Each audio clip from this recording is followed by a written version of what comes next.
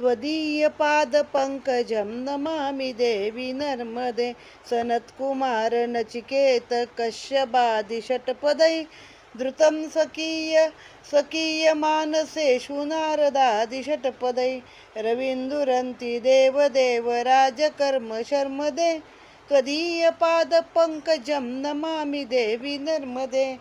सनक सनंदन इत्यादी महान ज्ञानी नचिकेतासारखा विरक्त आणि ब्रह्मविद्येची इच्छा करणारा, कश्यपांसारखा महान मुनी, या त्रिभुवनात संचार करणाऱ्या नारदासारख्या भ्रमरांना स्वतःच्या मानस सरोवरासारख्या पवित्र पाण्याने तू तृप्त केले आहेस. तुझ्या पाण्याच्या सुगंधाने त्या सर्वांना तू आकर्षित केलेले आहेस. अशा नर्मदे माते, चंद्रसूर्याचे तुझ्या काठी चंद्रसूर्याने तपश्चर्या केली आहे. रतिदेवासारखा ज्ञानी राजा, या देवांचा राजा इंद्र यांना तू आश्रय दिला आहेस. हे देवी नर्मदे, तुझ्या चरणी नमन असो. आजचा अध्याय आहे 79 आणि अमरकंटक याच्या वरती हा अध्याय आहे. अमरकंटक हे नर्मदा नदीच्या परिक्रमाच्या उगमाचे स्थान आहे. कोणत्याही नदीचा उगम म्हणजे ब्रह्मतत्वाचे अमूर्त स्वरूप असते. अमूर्तापासून मूर्ताकडे हाच भक्ती मार्गाचा अक्षयी केंद्रबिंदू असतो. म्हणून उगमाचे फल सर्व तीर्थात अधिक मानले जाते. म्हणजे तो उगम आहे, त्याच्या आधी काहीच नसतं ना, तो प्रवाह अमूर्त असतो. तिथून आपण अमूर्ताकडून मूर्ताकडे जातो. खरं मूर्ताकडून अमूर्ताकडे जातो. आधी आपण सगुण भक्ती करतो आणि मग आपण निर्गुण भक्तीकडे येतो. इथं थोडं एक वाक्य हे उलटं आहे. कुठलेही सूक्ष्म तत्व जितके सूक्ष्म असेल तितकी त्याची प्रमाणबद्धता अधिक असते. हे वैज्ञानिक सूत्र आहे. व्यवहारातही असे निदर्शनास येते. वडाच्या झाडाच्या एका फळात हजारो बिया सामावलेल्या असतात. त्यातल्या एका बीमध्ये हजारो वर्ष राहणारा वटवृक्ष सामावलेला असतो. योगशास्त्रातही त्राटक प्रकार सांगितला आहे. जितका केंद्रबिंदू सूक्ष्म तितके अंतर्मन अधिक सूक्ष्म होते. जन्मजन्मांतराच्या कालचक्रासही भेदून नेणिवेचे ज्ञान प्राप्त करणे सहज जमते. तसे अमरकंटक येथे ब्रह्मवादिनी विशाल रूपा नर्मदेच्या ज्ञानाचा केंद्रबिंदू आहे. विज्ञानात असे म्हटले आहे की जितका केंद्रबिंदू स्पष्ट असेल तितके त्याच्या भोवतालचे वलय विशाल असते. तसेच माता नर्मदेच्या ब्रह्मतत्वाचे अमृतपान करावयाचे असेल तर केंद्रबिंदू घट्ट केल्याशिवाय भक्तिशास्त्रात प्रवेश करता येत नाही.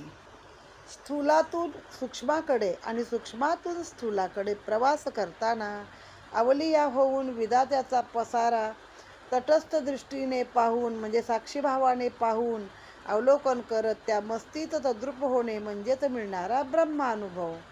हा ब्रह्मानुभव प्राप्त करून घेण्यासाठी तिने शिकविलेल्या तत्वाचे अनुसरण करणे यालाच ब्रह्मनिष्ठा असे म्हणतात. आता हे थोडं क्लिष्ट आहे, तत्वज्ञानचं आहे, पण यामध्ये तरी पण ह्या लोकांनी छान बऱ्यापैकी सोपं करून सांगितलं आहे की आता वडाच्या झाडाचं एक फळ असतं, त्यात कितीतरी हजारो बिया असतात आणि त्या वडाची एक एवढीशी बी असते, तिच्यामध्ये एवढं मोठं झाड उभी करण्याची क्षमता असते. म्हणजे आपल्याला वाटतं का या एवढ्याशा बीमध्ये एवढं मोठं झाड असण्याची येण्याची क्षमता आहे.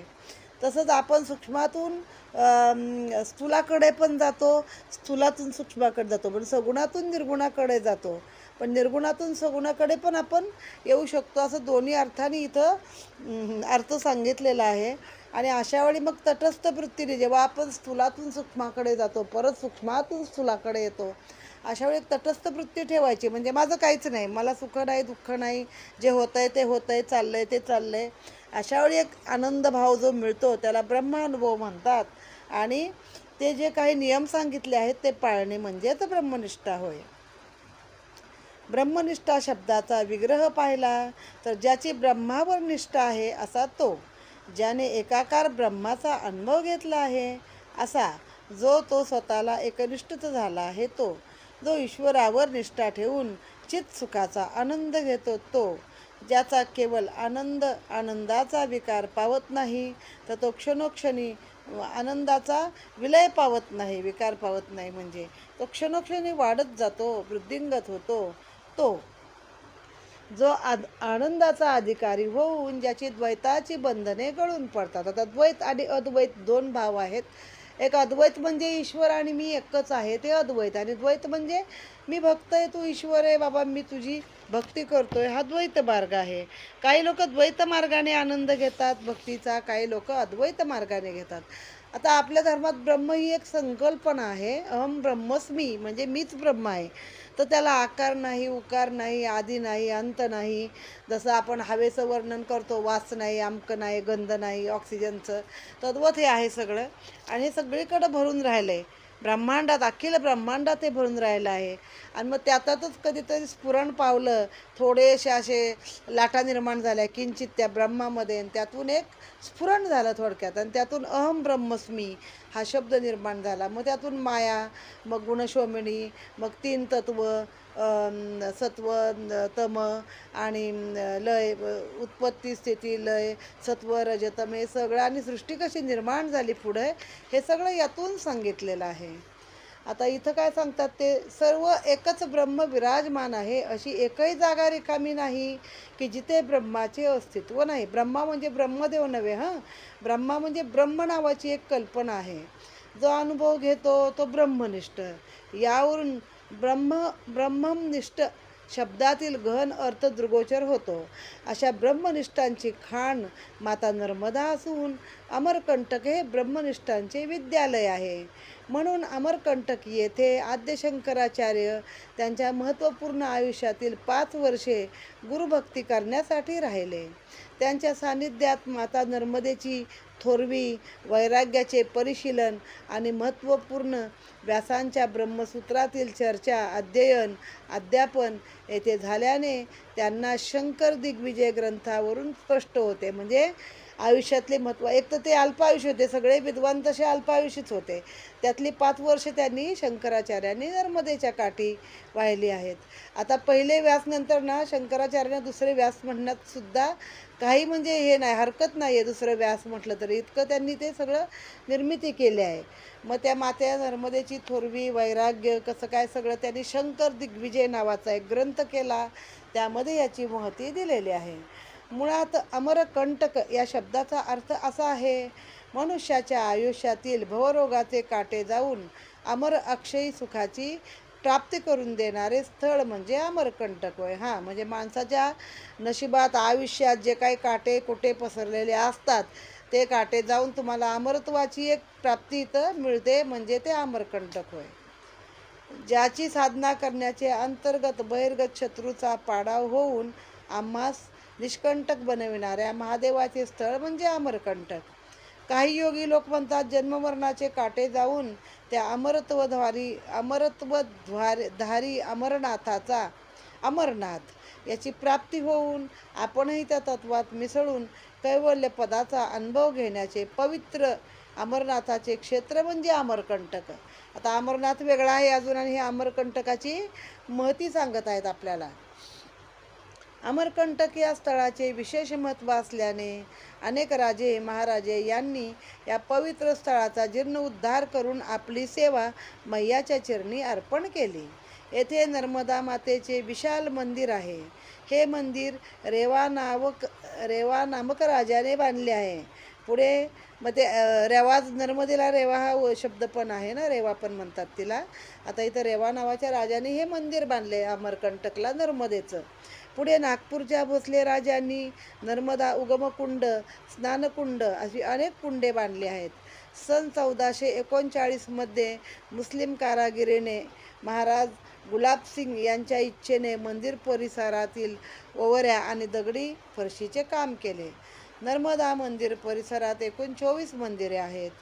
1261 कलचुरी इतिहासानुसार, पुरातत्वीय शिलालेखानुसार गांगेय देय तसेच कर्ण यांच्या काळात अमरकंटक क्षेत्राचा खूप विकास झाला. गांगेय कोणाला म्हणतात? भीष्मांना म्हणतात, ती गंगेचा मुलगा म्हणून. मग तो एवढा मागचा काळ गेला 1261चा, तर आता हा गांगेय देय आणि कर्ण हा कदाचित दुसरा पण कोणी राजा असेल, त्याने अमरकंटाचा विकास केला.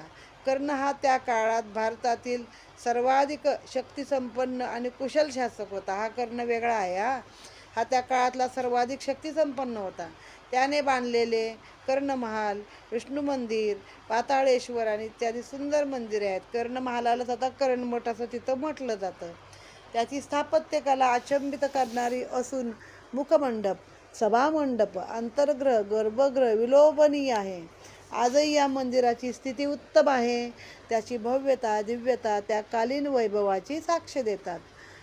कलचुरी काली इसवी सन 1042 ते 1122 असा काळ होता. जवळपास या काळात 30 मंदिराची स्थापना झाली. म्हणजे बाहेरच्याने येऊन का आपल्याला स्थापत्य शिकवलं नाही आहे आणि आपली सुधारणा केलेली नाही आहे, आपल्याकडं काही पसरवलं जातं. बघा तेव्हा 10,000 इसवी सन 10,000 ते 11,000 या काळामध्ये एवढी सुंदर मंदिराची स्थापत्याची कला आपल्याकडं होती. विष्णू मंदिरात केलेले खोदकाम ग्रॅनाइट या उच्चतम दगडावर केलेले आहे.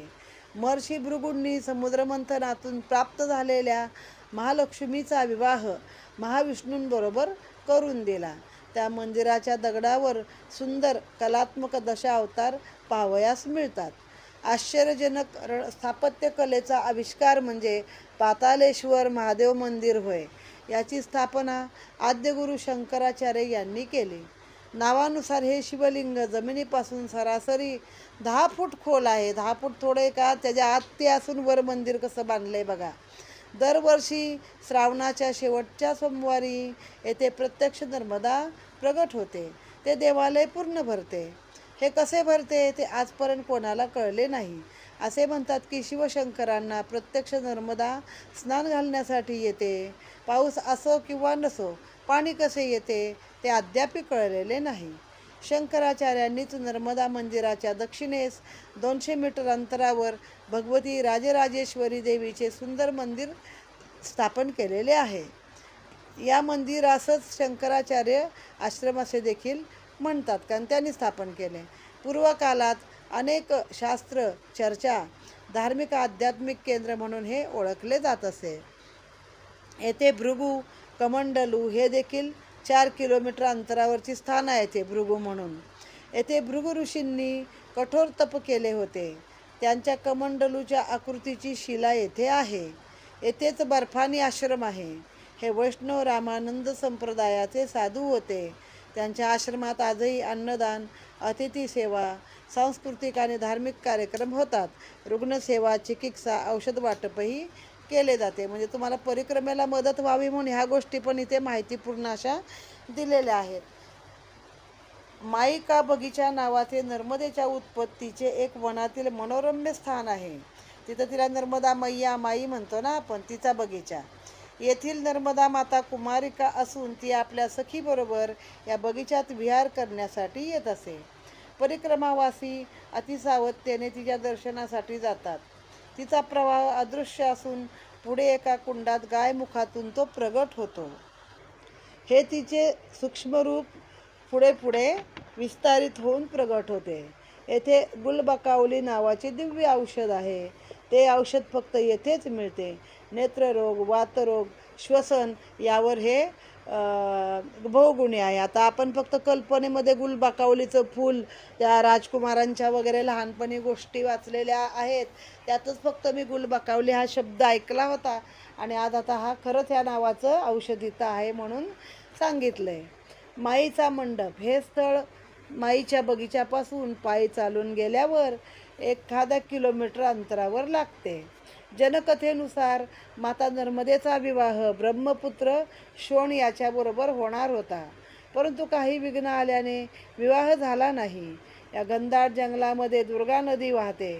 या ठिकाणी ढोल नगारे यासारखे दिसणारे दगड आहेत. हे सर्व विवाहाचे मंगलत्व सूचित करणारे आहेत. येथे 2 कुंडे आहेत, त्यांना हंडी कुंडी म्हणतात. येथे श्रीयंत्र मंदिर स्वामी शुकदेवानंदजी यांनी बनवले आहे. हे मंदिर सात्विकतेचे केंद्रबिंदू आहे. म्हणून इथं नर्मदा बगीचात येते ना यायची सख्यांबरोबर तर ती कुमारी आहे, कारण नंतर तिथं शोणाबरोबर लग्न ठरलेलं आहे. हा शोण पुत्रेचा मुलगा, पण काही कारणाने ते लग्न झालं नाही. मग ती मैया कुमारीच राहिली. मग इथं 2 कुंड आहेत, त्यांना हंडी कुंडी म्हणतात. येथे आदिनाथ जैन मंदिर असे भव्य दिव्य आहे. परमपूज्य श्री 108 आचार्य श्री विद्यासागर 108 म्हणजे आपल्या जपाच्या माळेचे मणी जसे 108 आहेत ना, तितकं त्यांना ते ज्ञान आहे असं काहीतरी आहे. 108 बऱ्याच ठिकाणी मी आता याला गेले होते, कुठे प्रयागराजला नाही, हरिद्वारला गेले होते. तिथं पण अनेक आश्रमावरती 108 तर 1008 आणि पुढे आश्रमाचं नाव असं आहे. आता नर्मदेच्या काठी सगळे झाले, जिथं जिथं आपली तीर्थक्षेत्र आहेत तिथं मुसलमान तर आलेच आले, पण या जैन लोकांनी पण आपल्या ठिकाणी प्रत्येक ठिकाणी त्यांचं काहीतरी स्थापन केलेलं आहे बघा. तसं इथं ते आदिनाथाचं मंदिर त्यांनी स्थापन केलेलं आहे. त्यामधील वृषभदेवाची 24 टन वजनाची अष्टधातूची 10 फूट उंचीची मूर्ती आहे. ही मूर्ती कमलासनात असून तिचे वजन 17 टन आहे. या मंदिराचे साधकाच्या अंतरंगात भक्तीच्या विशालतेचे दर्शन घडते. आपली देवी कमळामध्ये आहे, आपला विष्णू लक्ष्मी दोघं कमळामध्ये एकत्र आहेत. मग ते आपलीच आहेत सगळी सिम्बॉल्स घेतलेली, पण दाखवतात मात्र की ह्यांचा वेगळा धर्म आहे. वसुदान राजाने अश्वमेध यज्ञ केला. दैत्याच्या नाशानंतर जो अखंड यज्ञ असे. ब्रह्मदेवाने सौत्रामणी नावाचा यज्ञ केला. या नदीच्या काठी सगळे दधीची ऋषींनी महायज्ञ केले. येथे इंद्रानेही अश्वमेघ यज्ञ केला होता. अश्वमेध मेघ नाही, म्हणजे ते पण इतकी खरं ह्याची रीती आहे. वाचल्यावर मला ते असं वाईट वाटलं. तर पांढरा शुभ्र घोडा घ्यायचा, तो सोडायचा अश्वमेध यज्ञासाठी, आमक्या राजाचा घोडा. सगळी पृथ्वी त्याला फिरवून आणायची. कोणी अडवला तर तिथं घनघोर युद्ध करायचं त्या घोड्यासाठी. आणि जेव्हा तो घोडा परत येतो आणि त्याच्यानंतर मात्र त्याची अवस्था ही लोक अशी करतात, खरं तर त्याला विजयी घोडा म्हणून की ते कौतुकाने जपलं पाहिजे. पण अश्वमेध, मेध म्हणजे काय वर, नरमेध अश्वमेध म्हणजे काय, त्यांचे वध करायचे. मग त्या राणीकडं द्यायचं हत्यार पहिलं, जंबिया चाकू काय असेल ते.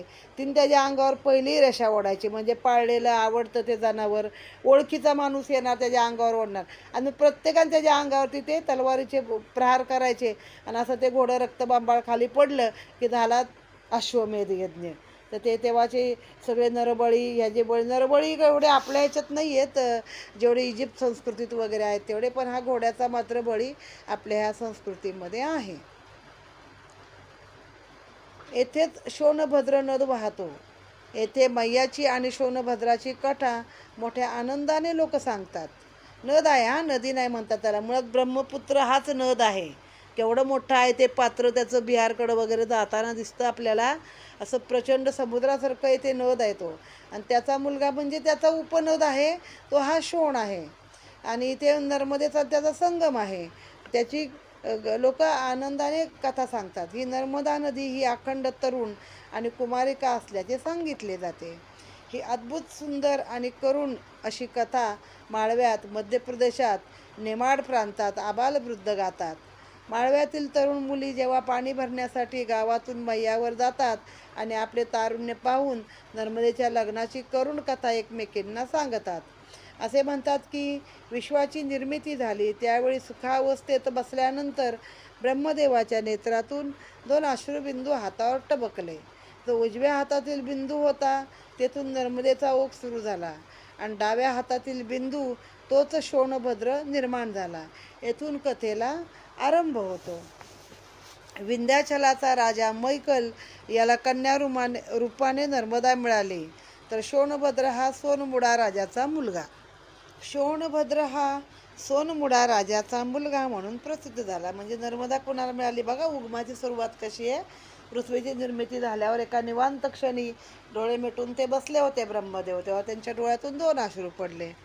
तो डाव्या हातावरती पडला ती नर्मदा मैया झाली. उजव्या हातातील बिंदू होता ती नर्मदा झाली आणि डाव्या हातातील बिंदू होता तो शोणभद्र झाला. आता ही विंध्याचलाच्या राजा मैकलाला मिळाली आणि तो शोणभद्र हा सोनमुडा राजाला मुलगा म्हणून मिळाला. कालांतराने दोघेही उपवर झाले. दोघांचेही सौंदर्य कमालीचे असून योग्य अशा त्यांच्या खेरीत दुसरी कोण एकमेकाला जोडीच नव्हती. दोघंच एकमेकाला चांगले शोभणारे जोडा होता. शोण हा सुंदर, तेजस्वी, बलवान, धाडसवीर पुरुष होता. त्याला पाहताच अनेक कुमारिका त्याच्यावरती अनुरक्त होत असत. तो कधी हत्तीवर, कधी वाघावर, कधी घोड्यावर बसत असे. तो जेथे जेथे जाई तेथे सर्व शेते हिरवीगार होत. पशुपती आनंदित होत, पशुपक्षी आनंदित होत. सुगंधित वारा सुटे म्हणून हा शोण सर्वांनाच आवडायचा.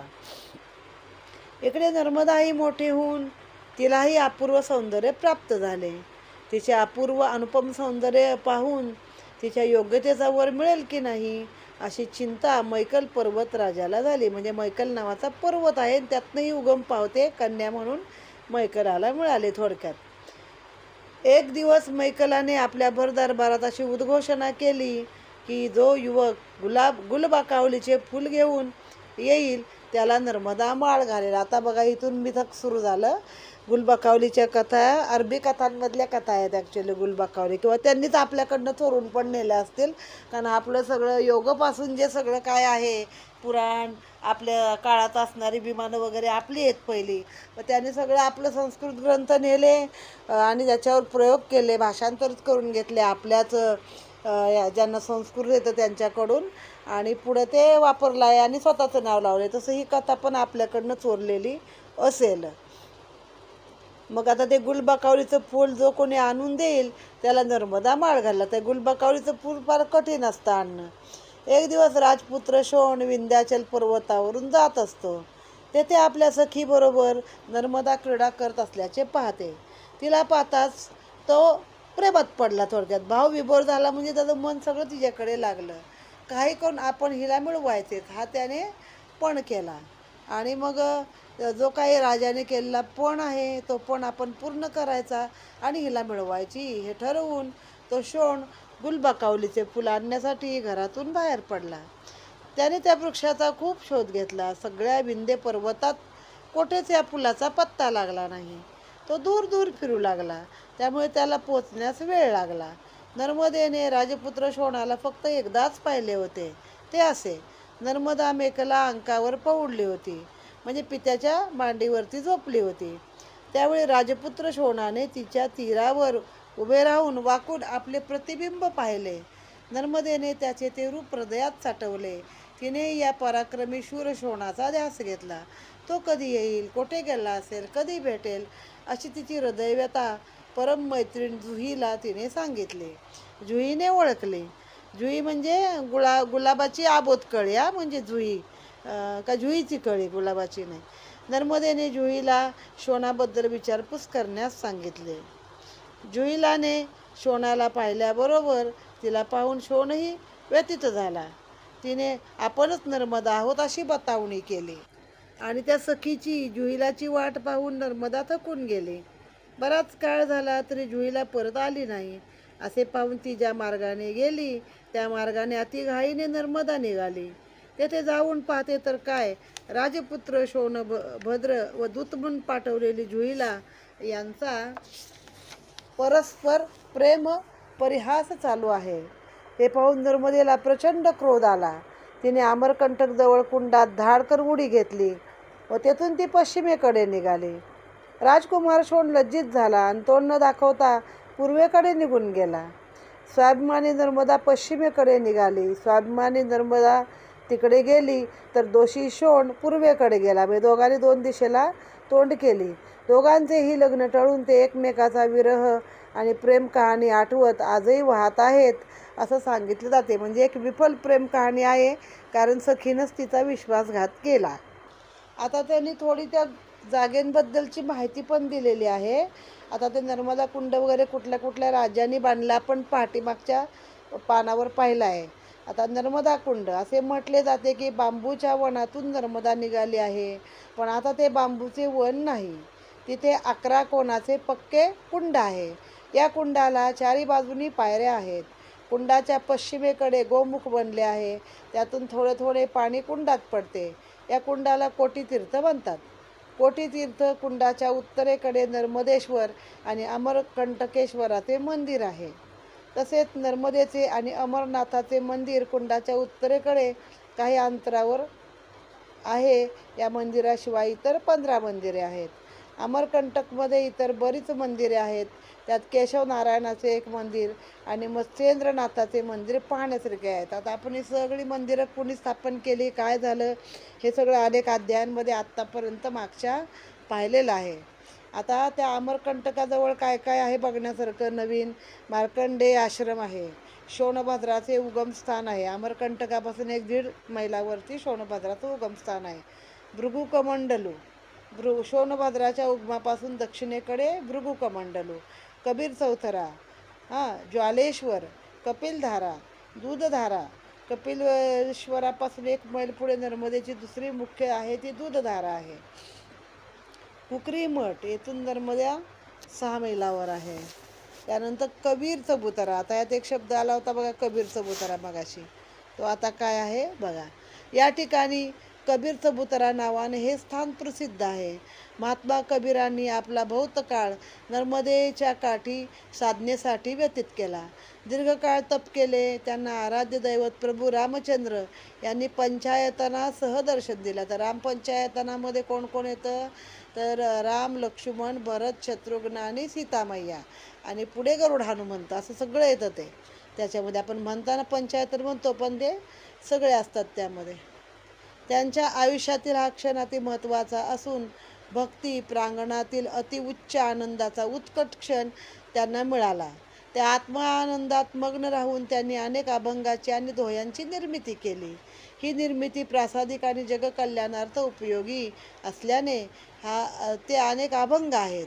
जीवाने आत्मकल्याण करून घेणे आणि एकाकार परमात्म्याप्रती लीन होऊन त्याला शरण जाणे हेच मुख्य आयुष्याचे ध्येय आहे. एकाकार परमेश्वर म्हणजे एकच परमेश्वर आहे. मग तुम्ही त्याला कोणत्याही रूपाने बघा. जसं हत्ती गाव आला, ज्यांजन ते हत्ती पाहो गेले, आंधळी लोकं गेली. कोण म्हणे हत्ती सुपासारखा, कारण त्याच्या हाताला फक्त कानच लागला. कोण म्हणे हत्ती खांबासारखा, कारण पायच लागले. कोण म्हणे हत्ती मुसळासारखा, कारण फक्त सोंड लागली. तसंच आपलं आहे. आपण जे दैवत बसतो आपल्याला तेच वाटतं, पण सगळं शेवटी एकाकार आहे.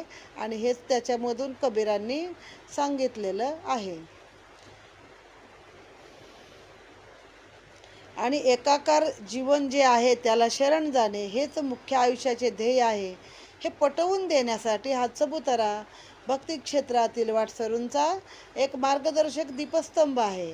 या पवित्र मंगलस्थळात जाण्याचे भाग्य ज्यांना लाभले त्यांचा अहंभाव गेला आणि त्यांच्या विषयवृत्ती सगळ्या निवृत्त होऊन नेमका जीवनाचा कोणता उद्देश आहे, आपल्याला कुठं जायचं आहे, आपण कुठून आलो, जाण्याची वाट कोणती, मला कोणी पाठवले, हे जाणे येणे काही कधी थांबेल का, खरे शाश्वत सुख कशात आहे, जीव कोण, शिव कोण, त्याचे स्वरूप कोणते, या संबंधी प्रश्नाची अनेक उत्तरे साधकास पडतात. या स्थळी बसल्यास विकारवृत्ती जाऊन वृत्ती आपली अंतर्मुख होते. नरदेहाचे सार्थकत्व भगवत प्राप्ती आणि अखंड नामस्मरण यातच आहे. बाकी सर्व दृश्य जगत हे मिथ्या आहे, अशाश्वत जग आहे. जगात कुठली पण वस्तू आहे बघा, ती नाशिवंत आहे. आज आहे पण ती उद्या असेल असे नाही. अगदी डोंगर, दऱ्या, झाडेसुद्धा वर्षानुवर्ष तशीच राहत नाहीत, तर अशाश्वत आहेत. हे जाणून खेळातील भूमिकेप्रमाणे जय पराजय स्थितप्रज्ञतेने स्वीकारणे, अनुभवणे. भोक्ता आणि ज्ञाता तसेच करता हा देह नसून आत्मा हा सर्व करून घेतो. तर देह केवळ दास बनून तो सांगकाम्याप्रमाणे आपल्या आतल्या आदेशाप्रमाणे आत्म्याच्या काम करत असतो. आपण देहाची चिंता जास्त वाहतो ना, पण देह म्हणजे सर्व काही नाही, तर तो आत्म्याचा दास आहे. म्हणून शाश्वत, नित्य, शुद्ध, चेतन, अक्षयी, अव्यक्त, परब्रह्म, अदृष्ट आत्म्यावर प्रेम करावे. गरीब, श्रीमंत, शीत, उष्ण, द्वंद्वात्मक गोष्टीची कोणतीही जाणीव उच्च नीच असा इथे भेद नसतो. आत्मा हाच परमात्म्याचा अंश असल्याने संपूर्ण जग त्यानेच व्यापले आहे. म्हणजे प्रत्येक आत्म्यात आपल्या ईश्वरी अंश आहेच स्वतःचा, फक्त आपल्याला ओळखता आला पाहिजे. कोणी आपला नाही, कोणी परका नाही, सर्व त्या भगवंताची लेकरे आहेत. एकाकार ब्रह्मापासून ही विचित्र भासमान असणारी सृष्टी निर्माण झाली. हीच भगवंताची गुणमाया आहे. त्याच्या मायेला भुलणारे आपण बद्ध जीव आहोत. म्हणजे आपल्याला काही समजत नाही पुढचा मार्ग कसा पकडायचा आणि मुमुक्षू कसं व्हायचं. आपण बांधलेले बद्ध जीव आहोत. आपण मायेमध्येच फिरत राहतो, मायेच्या भोवऱ्यात. म्हणून बद्ध जीवाने मुक्त होण्यासाठी अज्ञानाचे आवरण दूर करून शाश्वत ज्ञान करून घ्यावयास हवे. बद्ध जीवाने मुक्त होण्यासाठी अज्ञानाचे आवरण दूर करून शाश्वत ज्ञान प्राप्त करून घ्यावयास हवे. जसे अलंकार कोणतेही केले त्यास अनेक नावे असतात, परंतु निर्मितीपूर्वी आणि निर्मितीनंतर ते काय असते, सोनेच असते. जसं आपण सोन्याचे दागिने केले, ठुशी आहे, मोहनमाळ आहे, मंगळसूत्र आहे, अजून काय बरेच प्रकार आहेत. पण शेवटी काय आहे, आधी पण ते सोनंच होतं आणि मोडल्यावरती पण काय असतं, ते सोनंच असतं. तद्वत देहातील आत्मा एकच असून देहाच्या संबंधाने येणारे भेद, कालपरतत्वे, व्यक्तिपरत्वे, गुणपरत्वे भिन्न असतात. तसं आत्मा एकच आहे आणि आपल्या ह्याच्यामध्ये आत्मा व विनाशी म्हटलेलंच आहे हिंदू धर्मामध्ये. मग जसं माणसानं वस्त्र बदलावी तसं तो आत्मा दरवेळी देह बदलत राहतो. त्याची वेळ संपली त्या देहात राहण्याची की तो बदलतो. मग त्याच्यासोबत त्या कालपरतत्वे, त्या काळानुसार, व्यक्तीनुसार, गुणानुसार बाकीच्या गोष्टी भिन्न असतात. यांचा आधार फक्त आत्मजागृती करताच असतो. जसे अंधारातून रस्ता पार करताना हातातील बॅटरी वा दिवा आपल्याला सुरक्षित नेण्यासाठी मार्ग दाखवतात, त्याप्रमाणे भगवंतापर्यंत जाण्यासाठी ज्ञान, व्रतवैकल्य, उपासना, योगमार्ग, यज्ञ, याग तत्सम अनेक मार्ग आहेत. म्हणजे देवाकडे जायचे मार्ग अनेक आहेत, पण आपण जातो कुठे शेवटी? परमेश्वराकडे जातो. कोणी ध्यान करणार, कोणी तप करणार, ज्ञानाने बघणार, कोणी व्रतवैकल्य उपास करणार, कोणी देवपूजा करणार, योगमार्ग जाणार, कोणी यज्ञ करणार. पण सगळ्यांचा रस्ता शेवटी ते एका ठिकाणीच जायचा असतो. याचा उपयोग फक्त आत्मचिंतनापर्यंतच करावा. पुढे अक्षयी अपार शांतता, त्या चिदघन सर्वव्यापक अमरतत्वाचे अधिराज्य असल्याची जाणीव होऊन हेच परब्रह्म ब्रह्मरूपाने व्यापले आणि नटले आहे. ते तटस्थ पाहून त्याच्याशी एकरूप होणे हीच चिरशांती सुखप्राप्ती असून अंतिम ध्येय माणसाचे मोक्ष आहे. मग आता काय आहे, हे कुठपर्यंत घ्यायचं आपल्याला? तो दिसेपर्यंत हे सगळे मार्ग आहेत. आता भक्तीचे अनेक मार्ग आहेत ना. अष्टमार्ग काय, 11 मार्ग सांगितले जातात. अर्चन, मनन, चिंतन, पूजन, कीर्तन असे अनेक मार्ग आहेत. आत्मनिवेदन, सख्य भक्ती. तर त्यातल्या शेवटी त्या सगळ्या भक्तीचा मार्ग काय आहे? ते परब्रह्म रूप आहे. ते एकदा दिलं की आपल्याला काय करायचं आहे त्याच्यामध्येच आपण विलीन, तोच बनून जातो आपण आणि आपण मोक्षाला जातो. ह्यालाच मोक्षमार्ग म्हटलेला आहे. मोक्षाचा अनुभव घेणे हाच शुद्ध मोक्ष, याची अनुभूती आत्म्याला होते. म्हणून आत्म्याच्या संगतीने देहाला पावित्र्य येते. जसे चंदन सुगंधित असले तरी कुऱ्हाडीचा घाव बसल्यावरती त्याचा त्याग न करता त्या कुऱ्हाडीलाही ते सुगंध देतं. चंदनाचं झाड स्वतःला धन्यता मानतं त्यामध्ये. किंवा जाईची फुले मातीत पडली तर फुलाला सुगंध मातीचा, तसा मातीला सुगंध फुलाचा. त्याप्रमाणे देह आत्मज्ञानानंतर त्यांनी केलेल्या साधनामुळे पवित्र होतो. तसे कान हरिकथा ऐकल्याने, हात दान केल्याने, कंठ आपला आहे तो सत्य बोलल्याने पवित्र होतो. पाय तीर्थक्षेत्री पवित्र यात्रा केल्याने होतात पवित्र. जी व्यक्ती देहाकडून अशी विहित कर्मे करून घेतो अशा साधकाला मोक्ष डाव्या हातावर ठेवलेल्या आवळ्याप्रमाणे आहे. करतला मल किंवा करतळावरील आवळा. आता आवळ्याचंच उदाहरण बघा, सगळ्या पोथ्यांमध्ये दिलं आहे की तळ हातातल्या आवळ्याप्रमाणे. बाकीचं मोठं फळ का नाही दिलेलं? बोर का नाही? बोर त्यापेक्षा लहान आहे. आवळा ही औषधी आहे ना, माणसानं त्या निमित्तानं त्या आवळ्याचं म्हणजे वापरेल पण. असा हा कबीर चबुतरा अंतगर्भातील सौंदर्यस्थळे दाखवत त्याची ज्ञानविवरे विस्तारित करतो. म्हणजे त्या चबुतऱ्यापाशी गेल्यावर तुम्हाला हे सगळं ज्ञान होतं आणि तुमच्या आतल्या मनातली जी सौंदर्यस्थळं आहेत ती तो दाखवतो. या ज्ञानविवरात मुख्यत्वे संसार विरून जातो. जशी दुधात साखर विरघळून जाते, दूध साखरमय होते, तद्वत या साधकाचा संसार भगवंत रूप होतो. म्हणून असे महात्मे संसार करत असतानाही त्यापासून अलिप्त राहतात. आता त्यामध्ये एका कीर्तनकाराने एकदा उदाहरण दिलं होतं, ते मला खूप आवडलं म्हणून मी सांगते. आपण कसे असतो ना, आंब्याच्या कोईसारखे असतो. त्यातून आपण बाहेर पडतच नाही. किती चोखलं तर त्याला थोडा रस राहतो. तसं आपण त्यामध्ये बरबटलेले असतो मोहमायेमध्ये. आणि हे जे साधू महात्मे असतात संसारात असणारे, संत तुकाराम महाराज घ्या, कबीर घ्या, ज्याने संसार केले ते सगळे, ते चिक्कूच्या बीसारखे असतात. चिक्कूची बी कशी आत असते पण बाहेर पडली तर त्याला एवढं पण लागलेलं नसतं, पूर्ण मोकळी असते. तशी ही लोक असतात. कबीराचे हेच मोठेपण रामरायांनी ओळखले. देहात असून देहातीत, विषयात असून विषयातीत, संसारात असूनही विरक्त अशा महात्म्याने आपल्या भक्तिभावाने आराध्य दैवत असणाऱ्या रामचंद्राला आपलेसे करून घेतले. या कबीराचे शेले विणायला राम नाही का आला? कबीराचे विणतो शेले राजा घनश्याम. त्याच्या आज्ञेवरूनच कबीर ध्यानासाठी येथे आले होते. येथून मैया बरीच खोल आहे, दूर आहे. त्यामुळे देहचलनार्थ या निर्जन अरण्यात क्षुधा आणि तृष्णा या जीवाला भेडसावणाऱ्या त्रुटी आहेत. हे जाणून प्रभू रामचंद्रांनी केवळ कबीरांना माता नर्मदा तुझी काळजी घेईल असे सांगितले. म्हणजे रामाच्या सांगण्यावरूनच कबीर अरण्यामध्ये आले, तिथं नर्मदेच्या ठिकाणी तपाला, जिथं आता कबीर चबुतरा नावाचं जे वर्णन चालू आहे तिथं. तर तिथं काय नर्मदा मैया लांब आहे. मग सामान्य माणसाला इथं भूक लागते, तहान लागते. क्षुधा म्हणजे भूक, तृष्णा म्हणजे तहान. मग ह्या भेडसावणाऱ्या गोष्टी आहेत, ह्याचं कसं काय व्हायचं?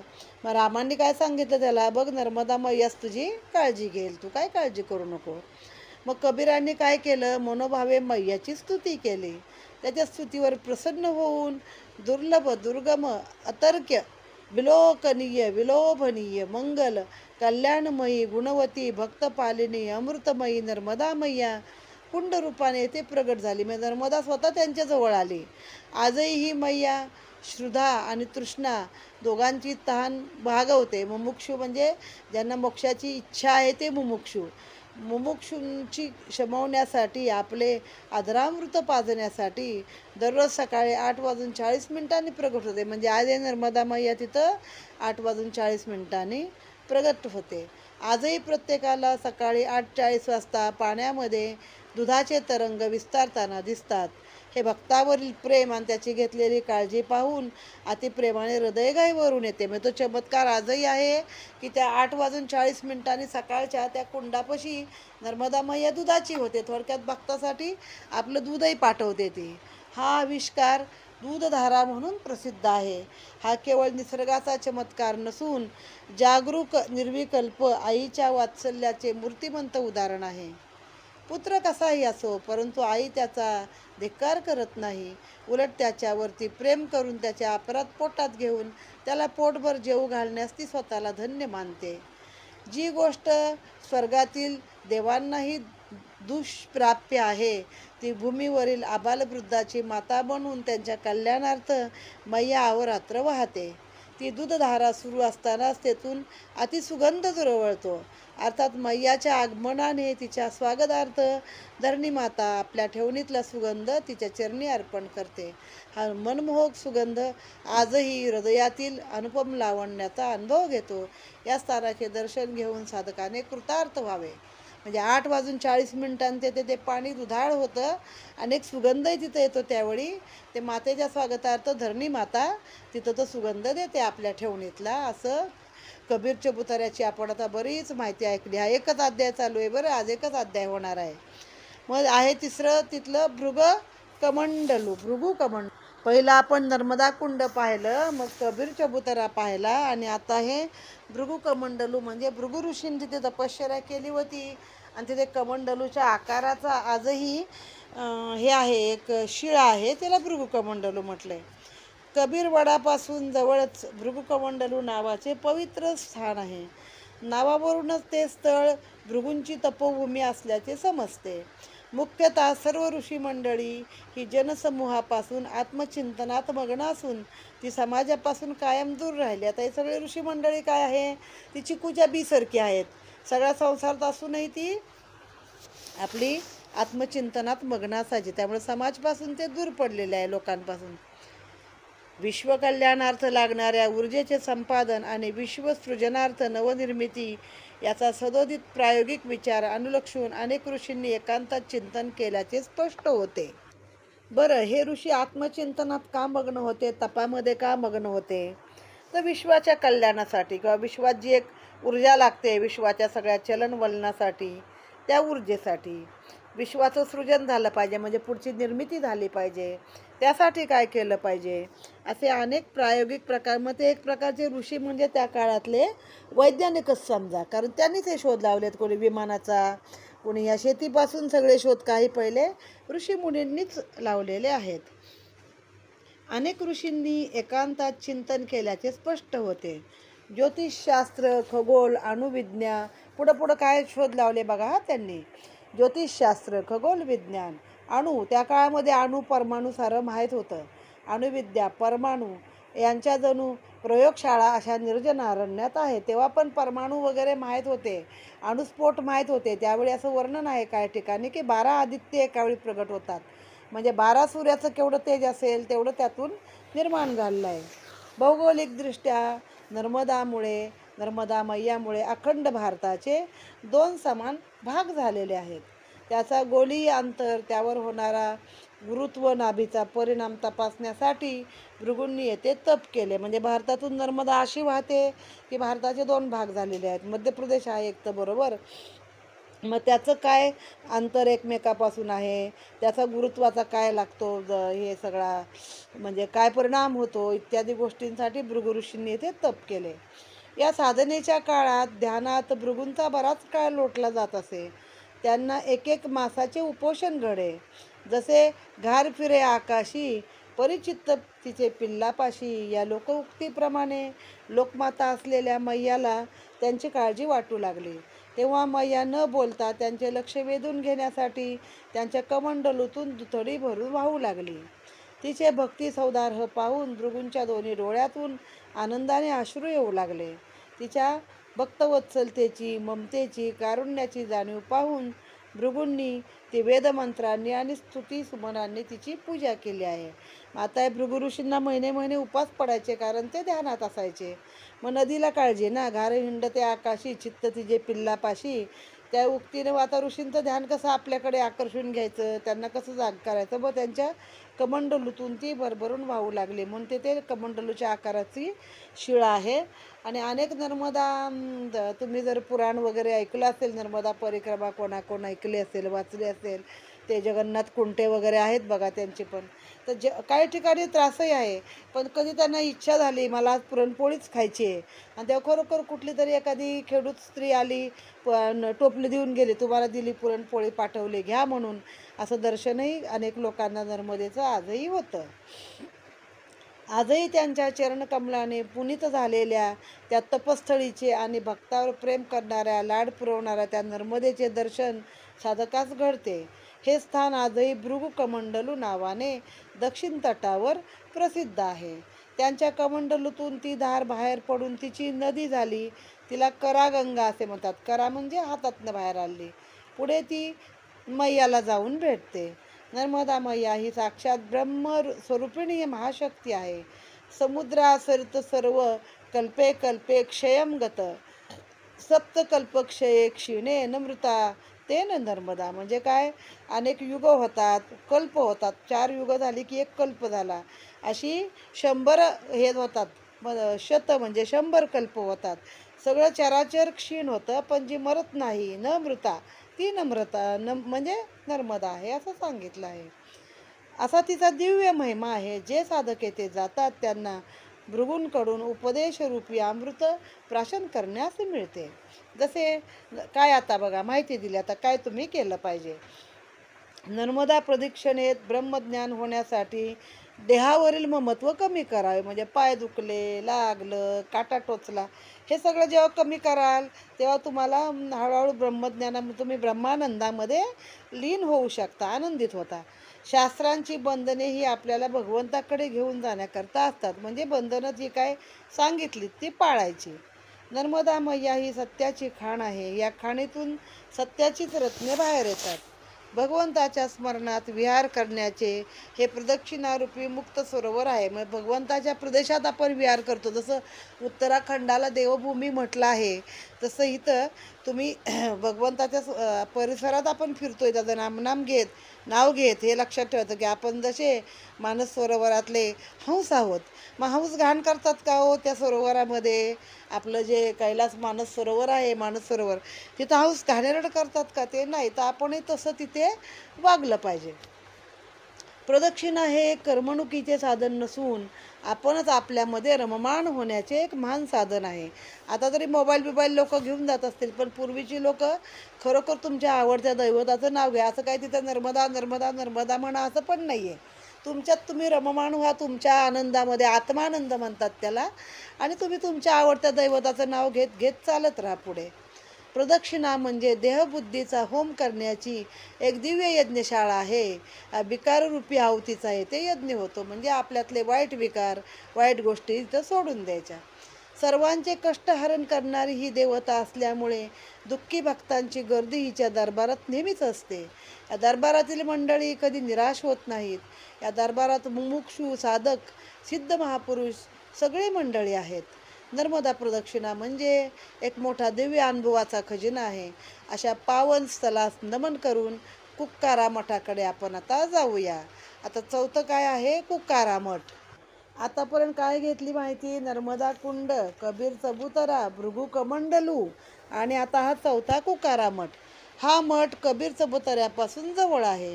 ही कथा एका कुत्र्याची आहे. वास्तविक ही कथा इमानाची आहे. साधकाला आपले ध्येय गाठत असताना प्रसंगी प्राणत्याग करण्याची वेळ आली तरी साधकाने मागे पुढे पाहू नये. हा नियम भगवान गोपाल कृष्णाने गीतेत सांगितला आहे. त्याप्रमाणे साधकाने तो पाळावा. असे केल्यास साधकाची साधना फलद्रूप तर होतेच, पण दुस्तर माया निवृत्ती होऊन सच्चिदानंद पदाची प्राप्ती होते. सच्चिदानंद पद म्हणजे सदैव आनंदात राहणाऱ्या मोक्षप्राप्तीस आपण जातो. तसे सांगितलेले नियम जो मनापासून सांभाळतो, असा भक्त, असा मूढ पतित जरी असला तर तो स्वधर्मापासून विचलित न झाल्याने तो बद्ध जीव सिद्धावस्थेपर्यंत पोचतो. कोणते नियम न मोडता जर आपण गेलो तर आपण बद्ध अवस्थेतून सिद्ध अवस्थेत पोचतो, असे शास्त्र प्रमाण आहे आणि अनुभवसिद्धही आहे. हा गुण जर मनुष्यासाठी आहे तसाच प्राण्यांसाठी देखील दिला आहे. माणसापेक्षा निसर्ग नियम प्राणी जास्त पाळतात हे या कथेवरून सिद्ध होतं. ते खरंच आहे. माणसाला कधीही पोरं होतात. प्राण्यांचा एक काळ असतो, अगदी माशापासून 4 पायाच्या जनावरापर्यंत. आपण स्वार्थासाठी त्यांचं मीटिंग करतो कधी, पण खरं त्यांचा एक काळ असतो. किंवा खाताना पण बघा, पोट भरलं की प्राणी तोंड लावत नाही. आपण पोट भरलं तरी जरा आवडीचं असेल की जरा 2 घास अजून खाऊन घेतो. मग प्राणीच जास्त सगळे नियम आपल्यापेक्षा पाळतात. एका व्यक्तीला घरगुती अडचणीमुळे बरेच कर्ज झाले होते. खूप प्रयत्नांनीही त्याचे कर्ज पुरे होत नाही. त्या ऋणातून मुक्त होण्यासाठी त्या माणसाने सावकाराच्या घरी आपला कुत्रा कर्जफेडेपर्यंत ठेवण्याचे कबूल केले. त्याने कुत्र्यालाही बजावून सांगितले, आतापर्यंत इमानीद्वारे माझी सेवा केलीस, तशी सावकाराची सेवा करून माझे कर्ज पूर्ण कर. कुत्र्यानेही आपल्या धनाची आज्ञा मानून सावकाराचे घरी सेवा करण्यासाठी राहण्याचे कबूल केले. मनोभावे कोठेही चुकारपणा न करता निष्ठेने त्याने सेवा सुरू केली.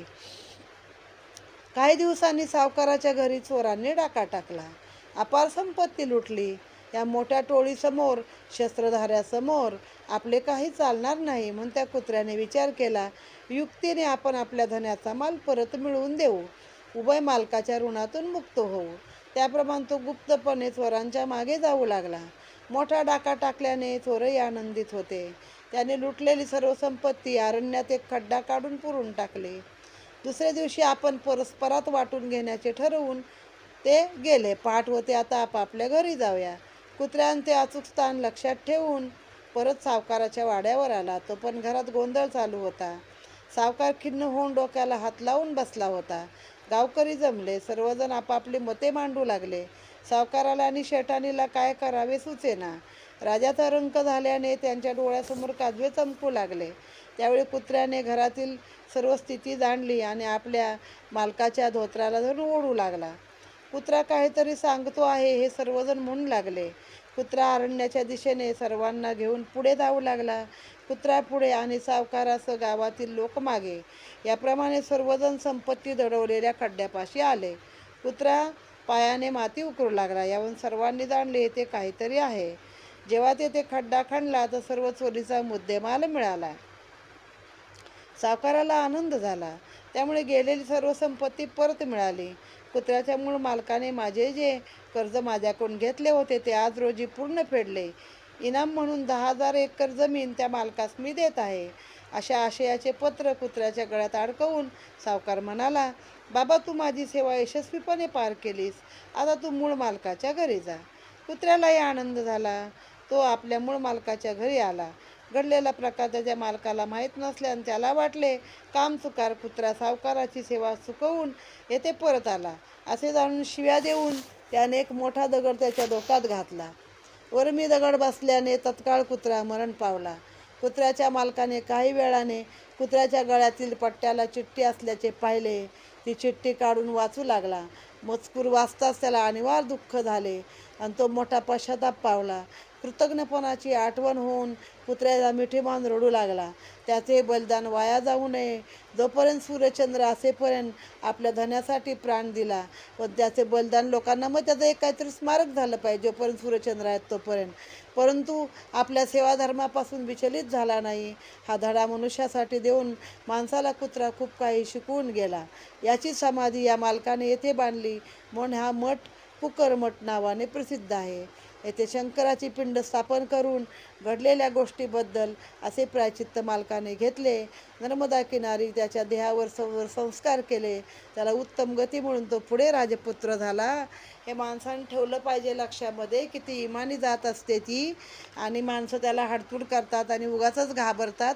एखादा चपातीचा तुकडा नाही तर 4 बिस्किटं टाका, ते पुढच्या वेळी तुम्हाला शेपूट हलवत येईल. कुत्रं कधी तुम्हाला स्वतःहून चावतच नाही, तुमच्या वाटेला जात नाही. ते पण त्यांच्या जीवाला जपून घाबरलेले असतात.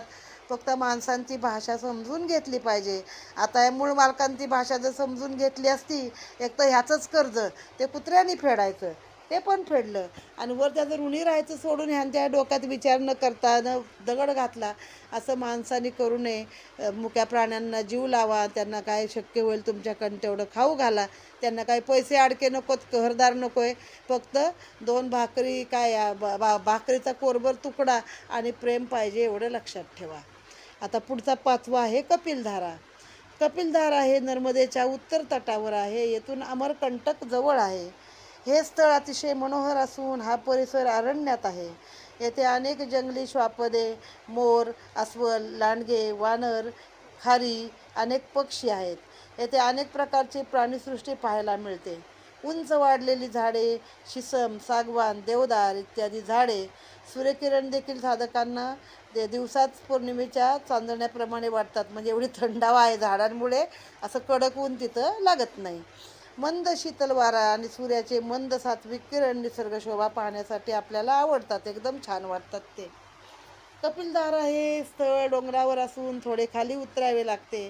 तेथे 100 ते 150 फूट मैया उड्या घेत खाली येते. तिचा अवखळपणा आणि बालिशपणा प्रगट होतो. हे तिचे रूप कुमारी रूप किंवा बालरूप आहे. रूप पाहण्याचा आनंद आहे. पौराणिकदृष्ट्या या स्नानाचे बरेच महत्त्व आहे. तेथे महर्षी कपिलांनी गुहेत तप केले. ती गुहा आजही कपिल गुहा म्हणून पाहावयास मिळते. त्याचे दत्त मंदिर आणि त्यांची प्रसन्न अशी दिव्य मूर्ती आहे. अष्टभुजा, कपिलेश्वर अशी मंदिरे आहेत. थोडेसे पुढे गेल्यावरती हेच नर्मदा जल दूधधारा स्वरूपात पडते. त्याचे सात्विक दर्शन साधकाला होते आणि प्रत्यक्षामध्ये ह्या अवखळ मैयाचे जल दुधासारखे दिसते. हा निसर्गाचा अलौकिक चमत्कार आविष्कार आपल्याला आनंद देतो. दुर्वास ऋषींनी देखील या गुहेमध्ये तप केलेले आहे. दुर्वासांची गुहा पद्धती जवळच आहे. आता मगाशी आपण भृगु कुंड पाहिलं होतं, आता आपण भृगु तीर्थ पाहत आहे. भृगुतीर्थ हे स्थान धुवाधार या जलप्रपाताजवळ आहे.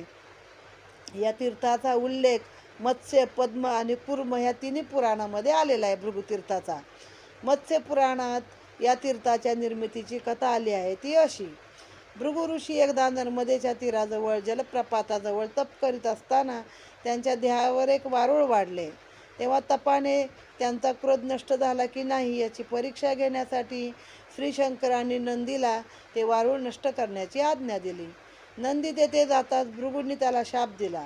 पण मग त्यांच्या लक्षात आले की शिवाच्या आज्ञेनेच नंदी वारूळ नष्ट करण्यासाठी प्रवृत्त झाला. तेव्हा भृगूंना पश्चाताप झाला आणि त्यांनी करुणाभ्युदय नामक स्तोत्र रचून भगवान शिवांची करुणा भाकली. त्यामुळे शिव प्रसन्न झाले आणि नर्मदा किनारी तुझ्या नावाने तीर्थस्थान निर्माण होईल असा वर दिला. दाशरथी रामांनी परशुरामांना शक्ती नष्ट केली होती त्या नर्मदा ठिकाणीच. मग ती परशुरामांनी या ठिकाणी तप करून पुन्हा प्राप्त करून घेतली असे म्हणतात. या स्थानाजवळच एका टेकडीवर 64 योगिनीचे देखील मंदिर आहे. आणि इथं आता बराच मोठा अध्याय झाला. हा एकच अध्याय मी घेतला आहे आणि हा अध्याय येथे आता समाप्त करत आहे.